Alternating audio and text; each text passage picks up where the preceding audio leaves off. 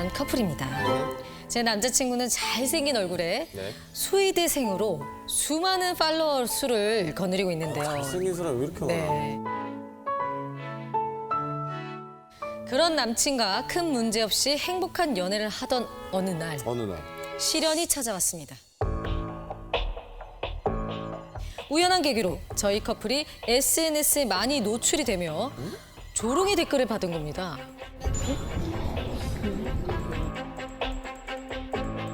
보통 이제 댓글이 남자가 아깝네. 내가 저 스펙이면 딴 여자 만남. 제 속은 타들어왔는데 남자친구는 신경 쓰지 말라고만 하고 답답해 죽겠습니다.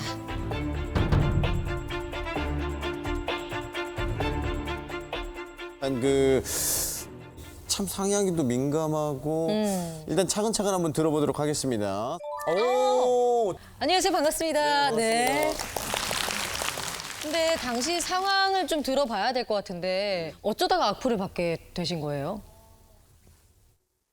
저희 언니가 나는 솔로 15기 옥순인데 15기요? 네. 우리 저번에 출연하셨었잖아요. 여기 지난 시즌에 나오시지 않으셨습니까? 네, 맞아요. 그죠? 네. 낯이 익으신 분들이네요. 네. 저도 나는 솔로 15기에 출연한 김옥순, 그러니까 김희라라고 합니다. 갑자기 언니의 계정을 이제 사람들이 추적하다가 저희 커플 인스타그램까지 타고 이제 왔나 봐요. 그러면서 남자친구 인스타그램까지 타고 들어가면서 네. 15기 옥순이 동생 왜 저렇게 생겼냐. 이런 식으로 이제 남자친구는 훈남인데 네네. 뭐 동생은 못생겼다 뭐 네. 이런 식으로 악플을 달리기 시작하더라고요. 진짜 힘드셨겠다. 근데 이제 남자친구한테 내가 이것 때문에 너무 힘들어 고민 상담을 했는데 그걸 안 읽으면 되지. 아, 그거를 왜 신경을 왜 써? 네가 그게 아닌 거 너도 알잖아. 네가 그거 갖다가 왜 뭐라고 신경을 써? 네가 신경 안 쓰면 되잖아. 네가 그게 아닌 거 너도 알잖아. 저 진짜 큰 포인트예요. 싸움의 큰 포인트. 연인들끼리. 이제 감정이 이제 격해지다 보니까 너 왜 그래? 약간 이렇게 저는 이제 받아들이는 거죠. 제가 이제 원했던 거는 너는 그런 사람이 아니야. 누가 그렇게 해도 난 네가 사랑스러워. 이렇게 말을 해주길 바랬던 건데 걔네들이 뭐라고 하던 네가 왜 신경 써가 이제 추가되니까 내가 진짜 못난 사람인가? 내가 좀 별론가 그렇게? 연애를 하면서 도우려고 연애를 하는 거지 어쨌든 나를 깎아먹으려고 연애를 하는 건 아니지 않나? 이 생각이 들더라고요. 그래서 헤어지는 게 맞지 않나? 뭐 이 일 외에도 좀 남자친구 조금 눈치가 없구나라고 생각되는 일들이 좀 있었나요? 눈치가 그렇게 막 빠른 편은 아니에요. 저희가 약간 사진을 서로 이제 찍는 거를 좋아하다 보니까 네. 평소에도 좀 많이 이렇게 꾸미고 다녀요. 그러면은 지만 이렇게 지만이라고 성함이 지만 씨가 아니죠? 지만 이렇게 사진 찍히고 막 이럴 게 아니라 나도 예쁜 공간에서 예쁜 척하고 이렇게 폼 잡고 싶고 하는데 다리 쪽벌하고서는 이렇게 막 사진 막 길게 찍어주려고 다 그렇게 애쓰고 막 땀 흘려가지고 막 메이크업 다 흘러내리고 그 상태로 다 찍어주고서는 쌩 까고 지만 안 찍어줘요? 안 찍어줘요. 그래가지고 그렇게 이제 참다가 왜 너만 찍어? 너만 인플루언서야? 근데 이제 제가 이제 뭐라고 하다 보니까 서서히 제안을 하기 시작했어요. 예를 들면은 여기 같은 경우는 여기가 메인이잖아요. 메인이죠. 그렇죠. 네. 스테이지. 그럼 여기에서 사진을 찍자고 제안을 해야 되는데 그렇죠. 그리고 여기 구석 뭐 이런데 서봐라. 저런데 귀신 살지 않아요? 공 날아가는 자리인데. 그리고 막 예쁘다 진짜 막 미쳤다 이러면서 이제 막 확인하면은 막 머리카락 막 이렇게 막 붙어 있고. 얼굴 그라데이션 돼 있고 막. 서운할 만하다 이거는. 그냥 헤어집시다 우리 그냥.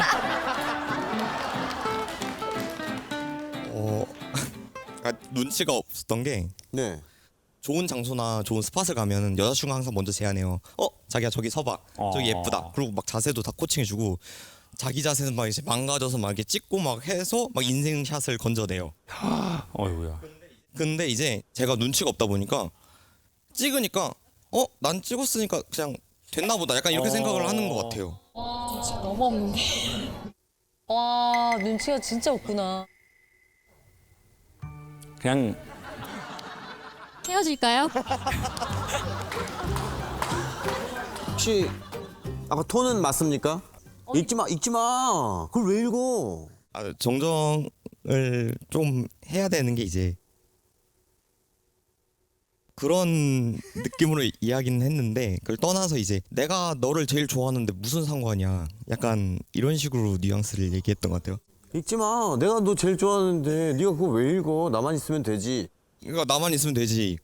근데 읽지 마 빼고 다 생략하신 거죠? 아 정말 이 또라이 같은 게 내가 널 얼마나 사랑하는데 나만 봐. 나만 있으면 되잖아 하는데 또라이만 얘기를 한 거잖아요.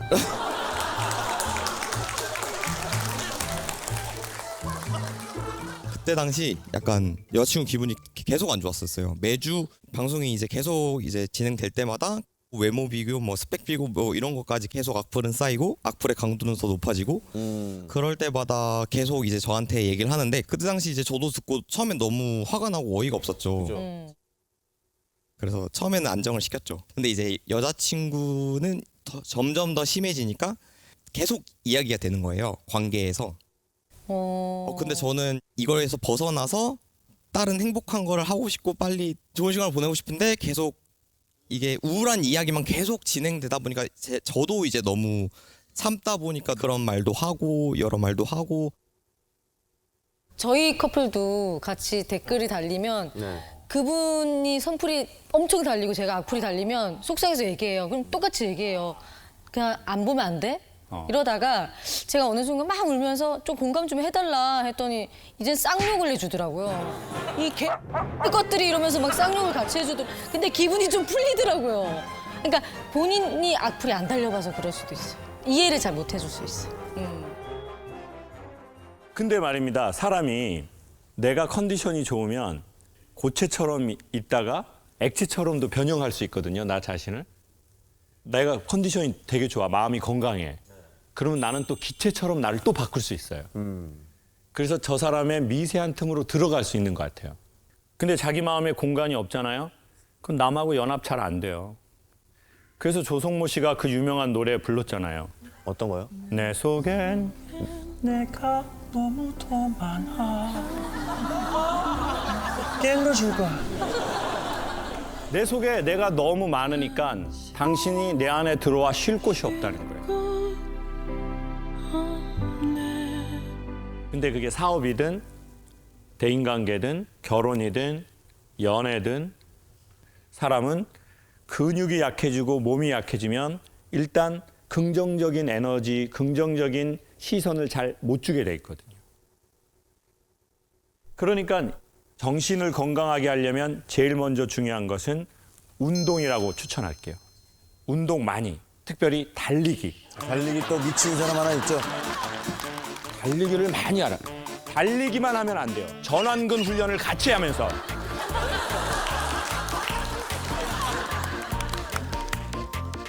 그리고 나서 건강해지고 나서 그때 생각하자. 그러면 둘 중에 하나가 될 거예요. 내가 건강해지면 관계가 개선되든지 아니면 이별을 해도 우리는 상대적으로 건강하게 이별을 하고 또 우리는 새로운 세상을 가겠죠. 그러니 할 수 있다면 내 마음이, 정신이, 내 육체가 건강해지는 데에 먼저 애를 써보자. 누구를 위해서? 나를 위해서. 나를 위해서 하자. 그렇게 추천드리고 싶습니다.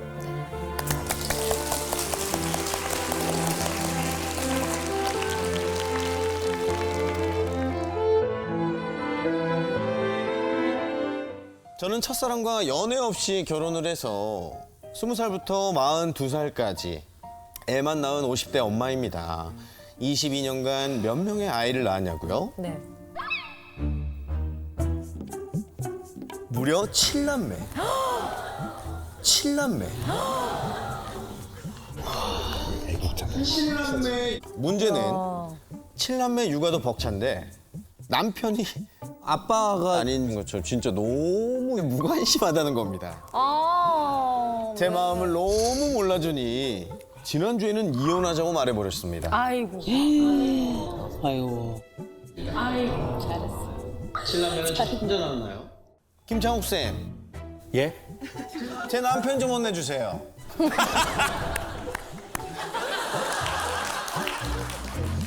칠남매면은 사실은 거의 독립유공자라고 봐야죠.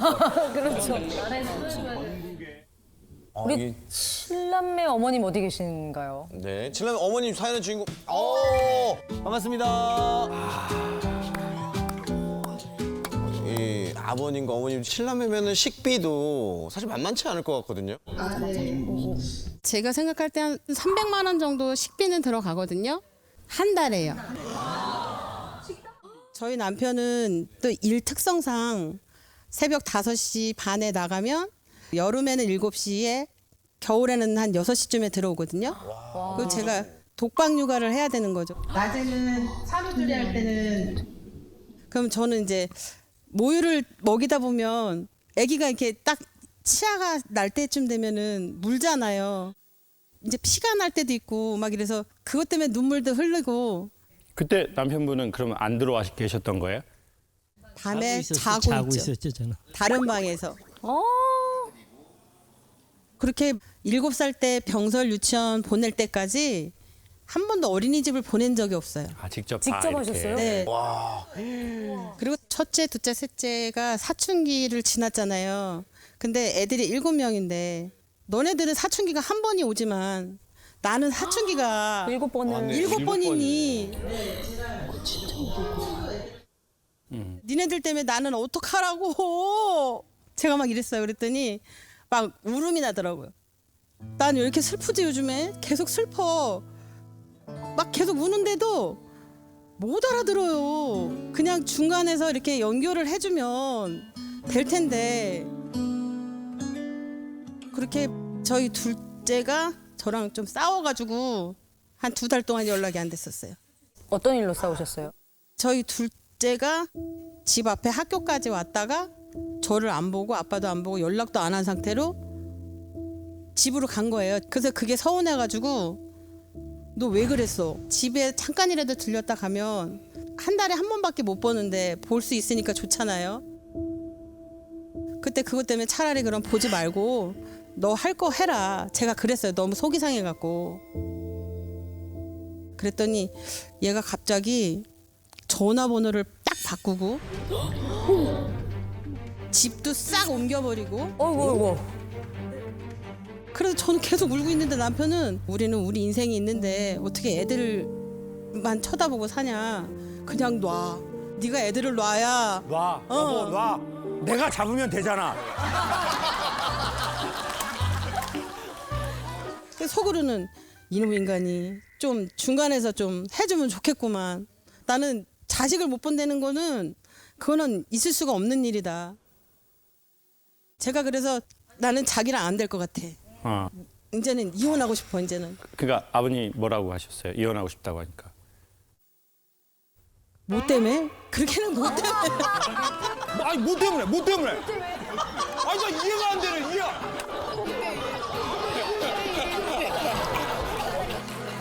그래서 자기는 느려도 너무 느리다. 이해를 잘 못하는 거예요. 이해가 안 된다. 예.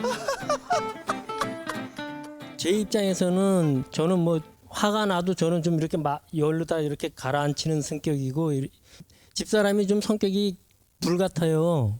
한번 오르면 수그러드는 시간이 좀 걸려요. 그래갖고 이제 서로 싫다고 말을 하고 섰는데 이거를 바로 어떻게 해줄 수가 없고 그래서 이제 좀 기다렸던 건데 이제 그걸 못 참은 거지 집사람은. 그러니까 풀어질 때까지 좀 사그러들 때 그때 아버님이 하시려고 한 거죠. 예. 풀어질 때까지 한 30년 정도를 풀어질 때까지. 아버님과 어머님의 그 방침이 좀 다르신 것 같아요. 달라요. 극과 극이에요. 그 저는- 방임 예, 이렇게 내두는 편이고 집사람은 하나에서 10까지 다 간섭을 해야 되고. 저희가 흔히 알고 있는 아니 그런데요 제가요 저희도 3남매거든요. 근데 제가 좀 그 어릴 때 아빠가 저는 일찍 돌아가셔가지고 근데 엄마는 나가서 돈을 버셔야 되고 할머니 밑에서 컸거든요. 그러니까 애들이 다 엄마 품이 그리울 때 엄마가 없었고 학교 다닐 때는 도시락을 싸가지고 가야 되는데 할머니가 그 애들을 다 이제 도시락을 싸주실 수가 없잖아요. 그러니까 이제 아 괜찮아 이러고 학교 가면 다른 애들 다 도시락 먹을 때 진짜 물 마시는 수준. 그렇게 굶으면서 컸는데 내 새끼들은 내가 없어도 똘똘 뭉쳐서 나중에 같이 이렇게 있었으면 좋겠다. 그것 때문에 이제 제가 아기들을 좀 많이 낳게 된 것도 있어요. 일단은 저도 이제 너무 극단적으로 다른 엄마 아빠 밑에 자랐거든요. 저희 아버지는 조금 아파도 많이 아프다고 하는 스타일. 그래서 제가 전화해서 엄마 아버지 좀 어떠셔? 그럼 아프다. 개미가 지나가도 아픈 놈이다 저놈이. 이런 스타일이고 저희 엄마는 어금니가 다 썩어 문드러지는데도 괜찮다. 괜찮다. 왜? 결국 아들이 돈 내야 되니까. 괜찮다. 근데 문제는 뭔지 아세요? 그래서 돈이 처음에 안 들어갔잖아요. 나중에 그게 더 무너져가지고 전체 임플란트를 해야 되는 상황이 온다는 거예요. 근데 이제 엄마는 너무 그런 아버지 밑에서, 아버지 옆에서 생활했기 때문에 나는 아예 말하고 싶지 않은 거예요. 그러니까 엄마는 혼자 자식 6 키우고 그리고 이제 알아주질 않으니까 젊어서 엄마가 몸과 정신이 건강할 때는 이 뜨거운 용광로를 자기의 튼튼한 철로 감쌌는데 이제 나이가 잡숫고 갱년기도 오고 그게 세상에서 제일 어려운 거거든요. 어쩌면 우리가 진짜 돌봐주고 챙겨야 할 것은 우리의 7명의 자식이나 남편이 아니라 어려서 아버지를 잃고 사실 아무것도 잘 모르는 20살에 결혼하게 된 내 안에 있는 내가 아닌가. 근데 우리 엄마는 내가 너무 우리 엄마의 케어를 받지 못하고 다른 애들 다 도시락 꺼내서 먹는데 나 괜히 운동장에 막 뭐 나가서 뭐 하는 척하고 뭐 수돗물이나 틀고 뭐 땅바닥에 뭐 짝대기로 그림이나 그리고 그 세월의 그 서러움과 스산함을 어떻게 설명하겠어요.